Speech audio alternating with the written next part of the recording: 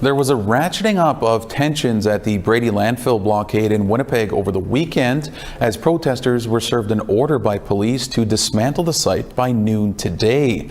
But dozens of supporters pushing for a search of the landfill for women's remains doubled down on their message today. They're not going anywhere.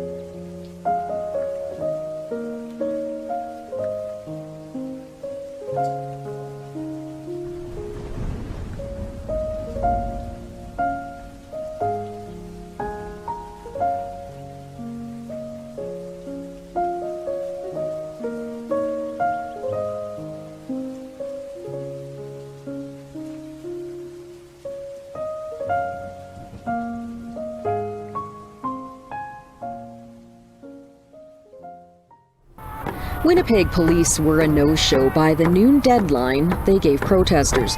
The order to vacate coming just ahead of talks amongst the premiers hosted by Manitoba's Heather Stephenson.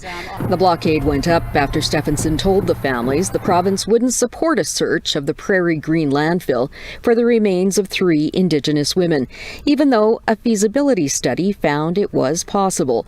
Family members of the women are resolute in their demand for a search and declined an invitation from the city to meet today. He asked if we would be willing to sit down with the city officials before noon today to negotiate our stance, and my reply was absolutely not. Unless you guys are going to sit down with us to tell us that you are going to start the search, then no, we're not doing this no more. We're done talking.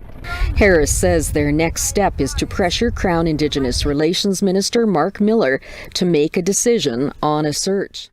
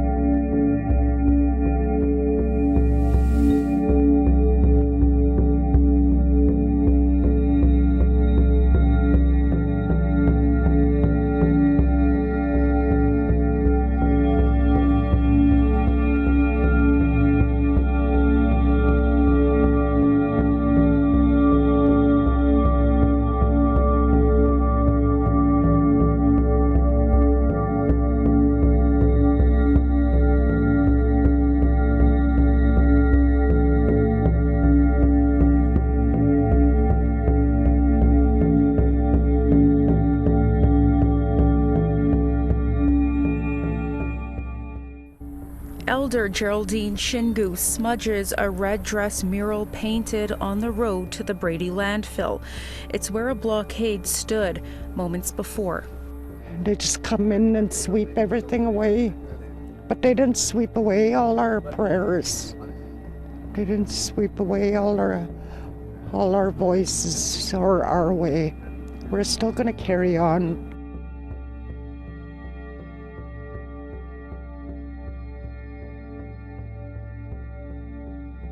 We need to continue their voice, bring their voice, because they want to go home. They want their families to take them home and rest. Like they deserve a proper burial.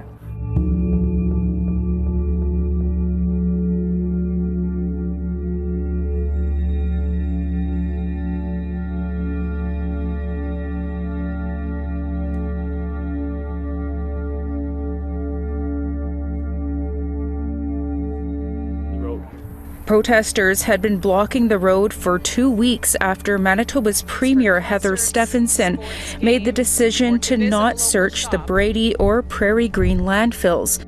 It is believed that Morgan Harris, Mercedes Myron, and Buffalo Woman can be in either landfill.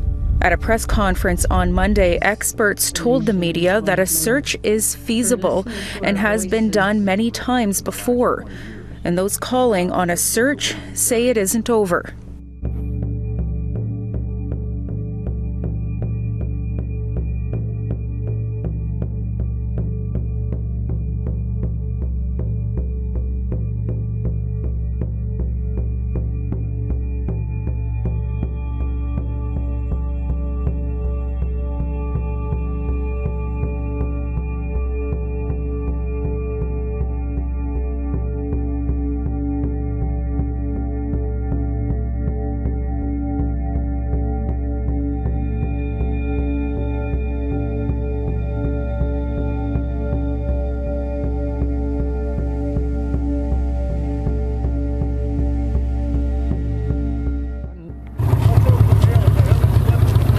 The City of Winnipeg removed the blockade Tuesday morning in response to an injunction order that was granted last week.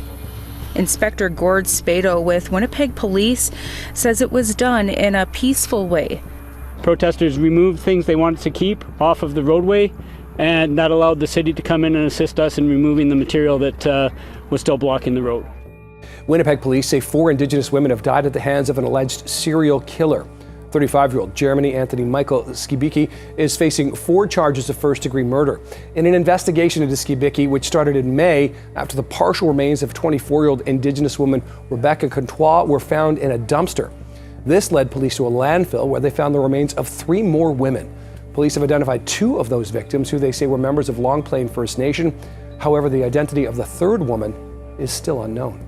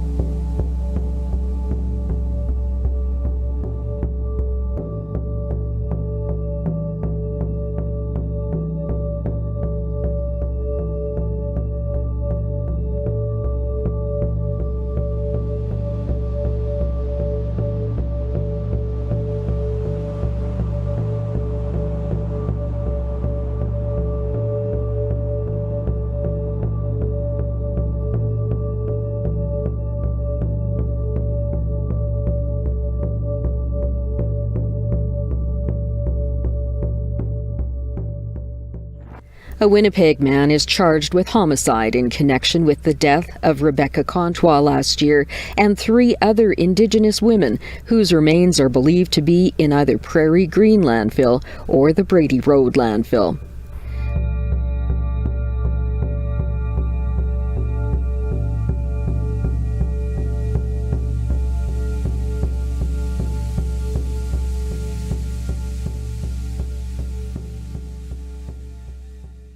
It's an important day for the Assembly of First Nations, an emotional day for Indigenous leaders and the families of 2 murdered women. They've traveled to Ottawa to express their anguish and their outrage as Winnipeg police refuse to search a landfill where the women's remains are believed to be. The message that you are sending is that our women do not matter. Indigenous women do not matter. And that is a very, very sad statement to make. We saw this happen with residential schools, and here you are, once again, creating unmarked graves of Indigenous peoples. That's wrong, and it needs to end. Like, I'm angry. If you can't help us, if you don't feel you're capable of finding these women, then you should step down and give someone else a chance to make the right decision and give us a resolution. Mercedes Myron and Morgan Harris were killed by an alleged serial killer, along with Rebecca Contois and another Indigenous woman known only as Buffalo Woman. Jess, the bodies of Harris and Myron are at Prairie Green Landfill outside of Winnipeg, but police have not launched a search, arguing too much time has passed and too much garbage has been dumped. The women's families and their First Nation are now calling for the police chief's resignation. We have no information to suggest that there are any other victims or that this investigation is related to any previous incidents. So good afternoon. My name is Danny Smythe. I'm the chief here in Winnipeg. I'm sorry. Are you going to reopen the landfill? Yeah, there's no reason for us to hold the area where her body was discovered. We're satisfied with the activity in advance. You know, her remains have been recovered, and her, you know, the M.E.I.W has performed the autopsy. So we have no reason to hold that area any longer. Is it already open? I don't think it was open today. You know, but we will certainly let the city know that we have no interest in holding that area. Do you know if that's been communicated to family members and community members that the dump is going to be reopened? You know, I don't know. I can't say that the dump is going to be reopened right now. We have no interest in holding it. I'll leave the city administration to make a decision on whether they want to open the landfill or not. You know, Brady's got a pretty good system already with cameras on just about all of their trucks. So a number of years ago, a woman was found at a recycling depot in Winnipeg. Similar circumstances, police labeled it as suspicious death at the time. Is this really just speak more to societal issues? We've been hearing a lot of claims of, you know, racism and First Nations people are being targeted. This is a larger societal issue, would you say? You know, I don't know if it's a larger societal issue. I don't know why Linda chose to attend that bin. You know, hopefully we'll learn a little bit more about that as time goes on. But we're satisfied that this is not a homicide. But we're satisfied that this is not a homicide. But we're satisfied that this is not a homicide.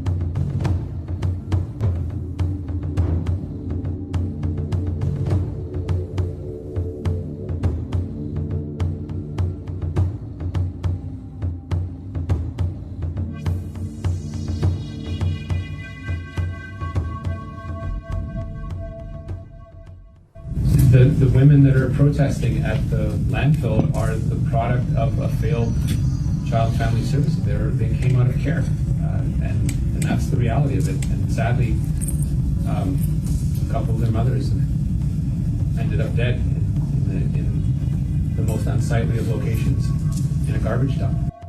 This has been dealt with in a very heartless way, quite frankly, and we do absolutely have to try as a federal government. And in this space, jurisdiction is a poisonous word that perpetuates the trauma that is leveled on your women and children. But I think the reaction that we've seen from our partner in Manitoba is one that makes any decision this summer logistically impossible. That we've lost the window this summer to actually get something done and to get down to the business and have productive working group relationships as to how this happens. It's going to be tricky.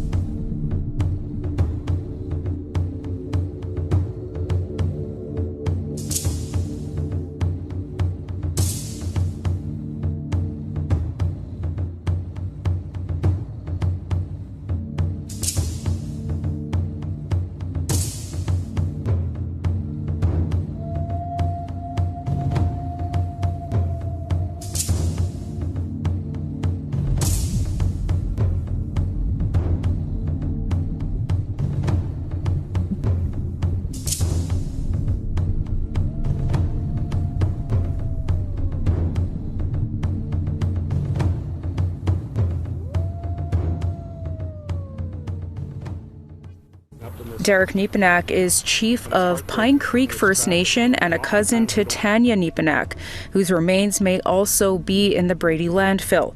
She went missing in 2011. Police believe she was killed by an alleged serial killer. For a very long time, we've been witnessing our loved ones ending up in this dump.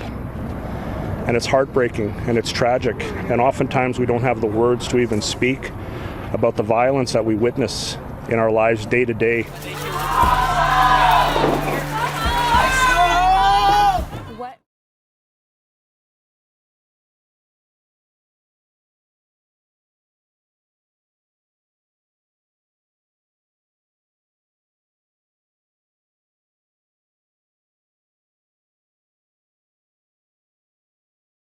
Hate us so much. What did we do to them? That they're gonna try and show up here during the day. So hopefully they show up while you guys are here, so we can actually see how racist our city is and the fight that we go through on a daily basis.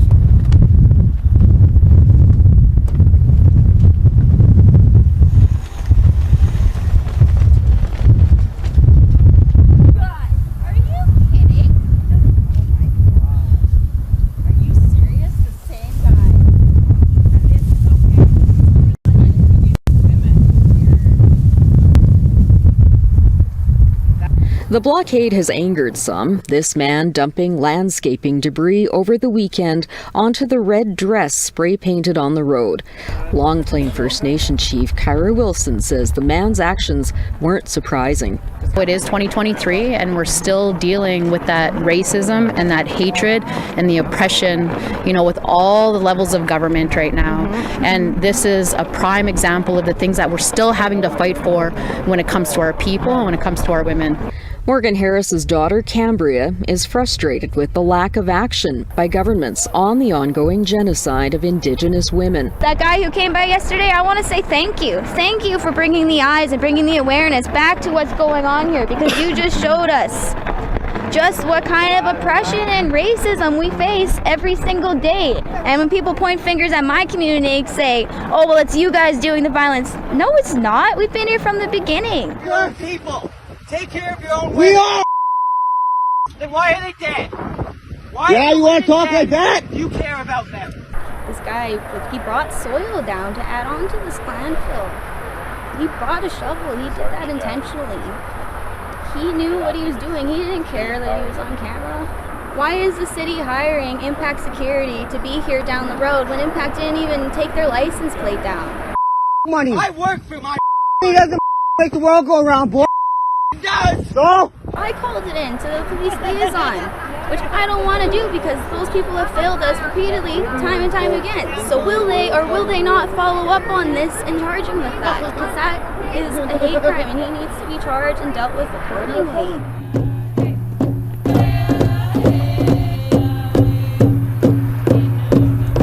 This is more than just, you know, us taking over this little patch of land here.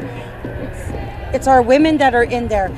And you would feel the same way if it was your daughters or your mother or your sister or someone that you loved or your wife or anyone. You know, it makes me wonder why these people hate us.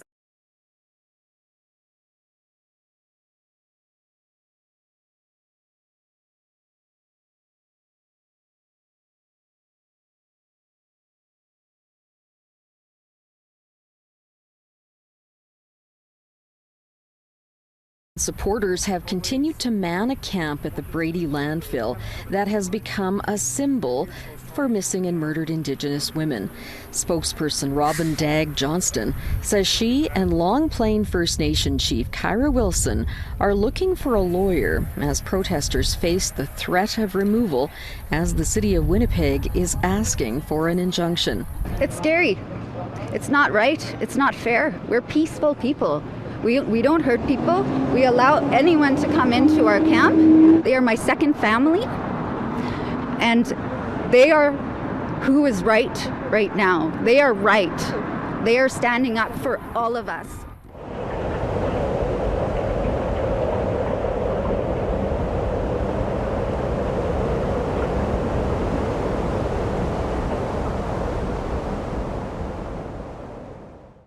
A camp called Camp Morgan will remain standing near the Brady landfill, and a new one is expected to be set up outside the Canadian Museum for Human Rights in Winnipeg, and that will be called Camp Mercedes. Cambria Harris, the daughter of one of Skibicki's victims, posted a simple message on social media. Search the landfills for all remains. An online petition calling for a search is at nearly 18,000 signatures. Leah Gazan is the NDP MP who represents Winnipeg Centre, and Cambria and Kira Harris are the daughters of Morgan Harris. I'd like to thank you all for coming in and speaking with me today. Thank you. Cambria, I'd like to start with you. I mean, for people watching at home, what do you want them to know about your mother? My mother was a very strong and resilient woman, and you know, she lived on the streets most of her life, and she was in and out of homeless shelters and treatment centers, and she fought to survive. And, you know, I feel horrible that she had to leave Earth in the way that she did, because she didn't deserve it, and none of it was her fault. Society never gave her a fighting chance, and, you know, she was a beautiful, strong woman. When my mother was pregnant with her last baby, my little brother Gabriel, she went to a medicine woman, even when she was struggling with addiction, to get medicine for the baby in her belly. And my brother Gabriel was born perfectly healthy. He never gets sick, and I think it's amazing. And I think it's because she knows that, you know, we deserve more. And, you know, people need to start realizing that Indigenous people have voices. Kira, what would you like to say about your mom? She was a very... Sorry. Oh, it's okay. Take all the time you need. She was a very selfless and amazing woman. When she was out on the streets, everyone knew of her name. So it was no surprise when we were looking for her, everyone who was asked a question, they had something to say. Not about her whereabouts, but what she had done for them. Regardless of whether she was sober or not, she was always there to give kindness to people in need of it. She would help everyone she could, regardless of her own situation. What had happened to her was unjust, and the way it's being handled is absolutely horrific. She did not deserve the life that was bestowed upon her. She did her hardest to try and improve herself to get better for her own children. But the reality was that the government did not have enough resources to help her out. No matter how much she tried and cried for assistance, no one helped her. And she tried and she fought very hard until the very end. Leah Gazan, just where does your advocacy go from here? How do you push this forward? Well, last night in the House, we're supporting the calls of families to have immediate moratorium on the uses of the Prairie Green landfill. It is so violent that we know, and not just the Prairie Green landfill, but there has been numerous reports about Brady Landfill that they know that loved ones' remains are there, and they continue to throw garbage on a crime scene. Quite frankly, that is violence. That is violence where people can't even rest in peace. I think, I certainly support, the family's calls, the community's calls. The police, the chief of police, it seems like at this point, there is irreconcilable differences with the Indigenous communities. I want to support the calls of family, and I'm going to take my lead from family and women and survivors of violence. They deserve justice. They deserve closure. It is not up to me to determine what one needs to have closure. And, Kira said it so eloquently. We are human beings. We need to start being treated like human beings, deserving of dignity and human rights. This is a human rights crisis. This is a life and death crisis. And this family deserves the respect and justice so that they can have closure with the many families across this country.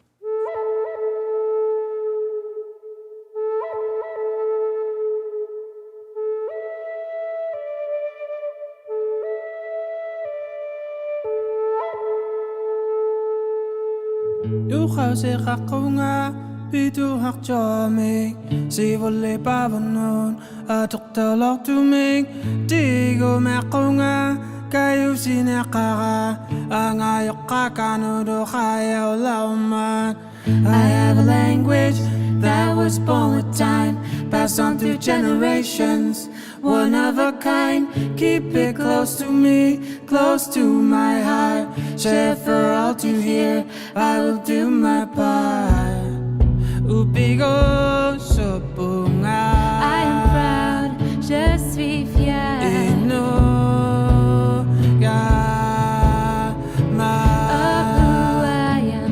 I am human. I am people. I am human. I am people. Upigo so